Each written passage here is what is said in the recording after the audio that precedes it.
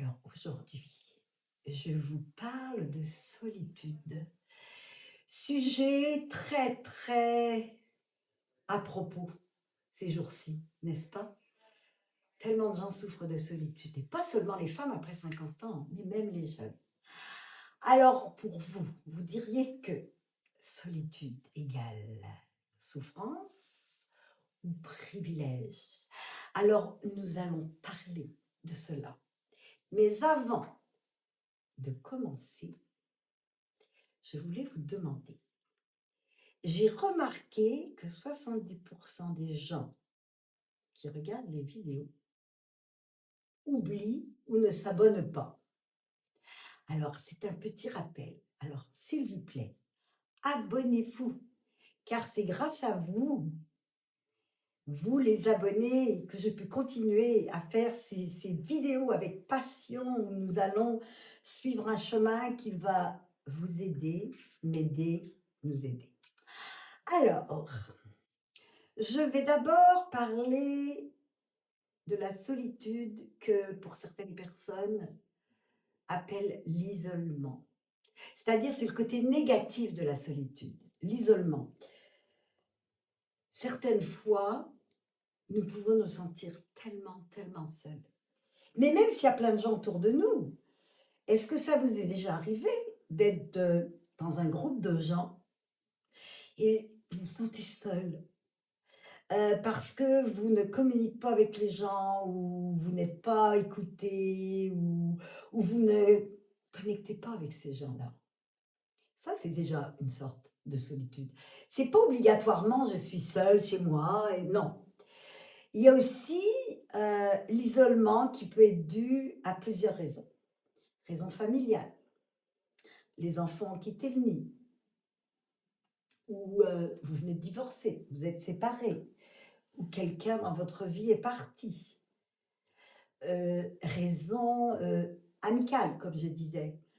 Vous avez des bonnes amies, vous aviez des bonnes amies, et d'un seul coup, elles ne vous appellent plus. Pour la plupart du temps, souvent c'est mieux, parce que c'est souvent peut-être des gens toxiques, mais peu importe. Vous vivez cet isolement.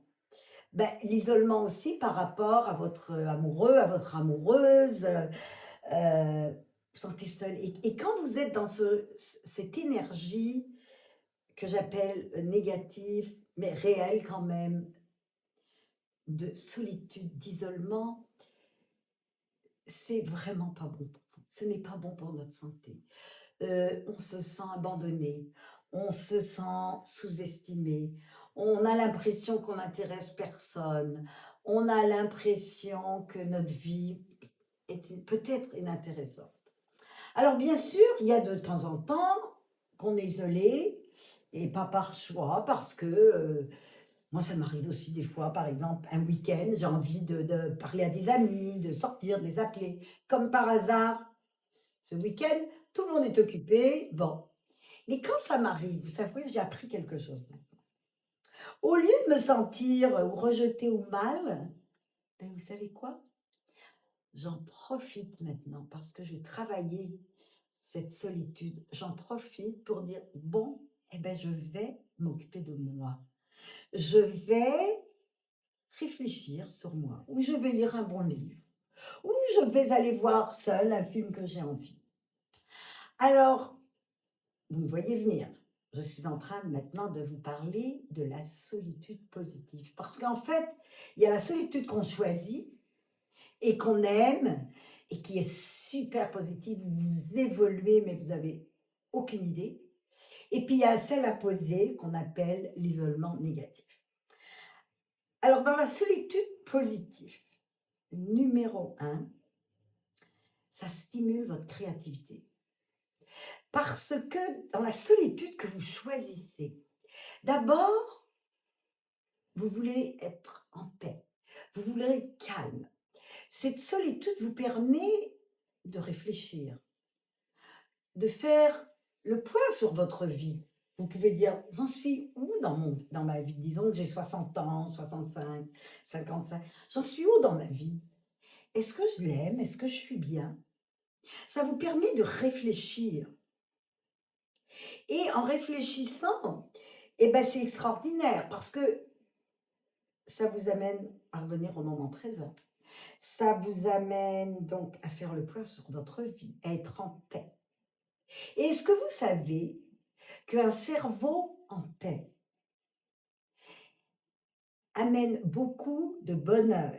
Parce que ça amène la sérotonine, OK? Et la sérotonine, c'est l'hormone du bonheur. Ensuite, quand vous êtes seul, eh ben, c'est très bon pour votre créativité. Parce que là, vous réfléchissez à votre vie, vous pouvez devenir créatif. Vous pouvez, par exemple, penser à des passions. Peut-être à une passion que vous n'avez jamais réalisée. Parce que justement, vous étiez toujours occupé dans le flux de la vie, des enfants, du travail, la créativité. Alors là, vous devenez créatif avec vous. Vous pouvez découvrir vos hobbies, des passions, des choses que jamais, jamais peut-être vous auriez imaginées. Donc, c'est excellent. Bien sûr, dans la créativité du fait que vous êtes seul, ce que je recommande, je pense que je vais vous le dire à chaque vidéo, méditez. Méditez, prenez un 5-10 minutes. Méditez, retournez dans le moment présent, retournez dans votre corps, soyez à l'écoute. Parce que si vous voulez être bien dans votre corps, dans votre âme et dans votre esprit, c'est ça, c'est être aligné. Lorsqu'on est aligné, je le redis, lorsqu'on est aligné, on est connecté, on est dans l'authenticité, on est bien. Et vous savez, quand on est dans l'authenticité, eh ben, on attire des gens authentiques. Euh, des gens superficiels vont moins être intéressés par vous parce que vous êtes calme, vous avez connu, vous avez imposé vos limites, vous savez ce que vous aimez, vous savez tout ça. Donc, cette solitude que moi, personnellement, j'adore, euh, c'est aussi une sorte d'indépendance. Vous n'avez pas de concession à faire, vous faites ce que vous voulez. Vous décidez d'aller où vous voulez. Vous décidez, par exemple, un voyage, n'importe quoi. Parce que la solitude, je vous donne un exemple très précis en ce moment où je vis. Je suis en ce moment au Mexique, d'accord? C'est un endroit où je viens que j'adore. Et oui, je suis partie seule. Mais j'adore maintenant voyager seule.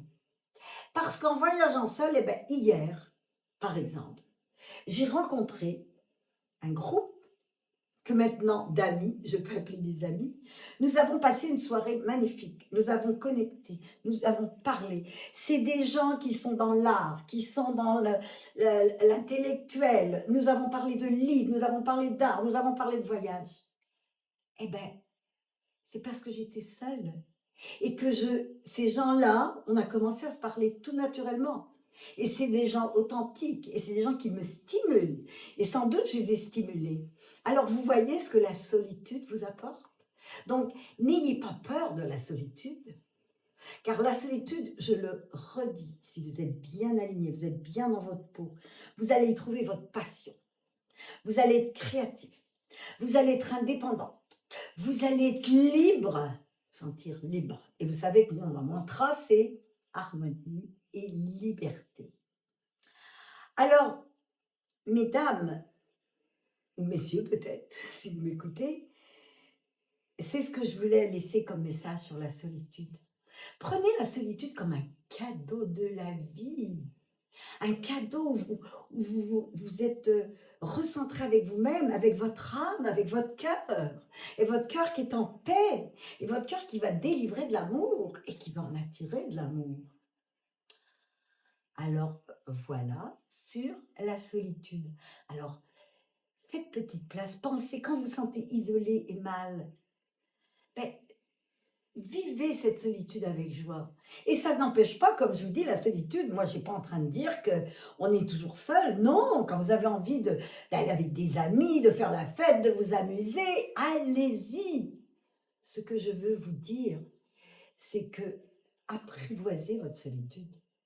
Parce que la minute où vous l'avez apprivoisée, vous allez être bien, vous allez être en paix et vous allez découvrir des hobbies. Vous allez même découvrir des gens. Vous allez faire des rencontres qui éventuellement vont changer votre vie, vont changer le cours de votre vie.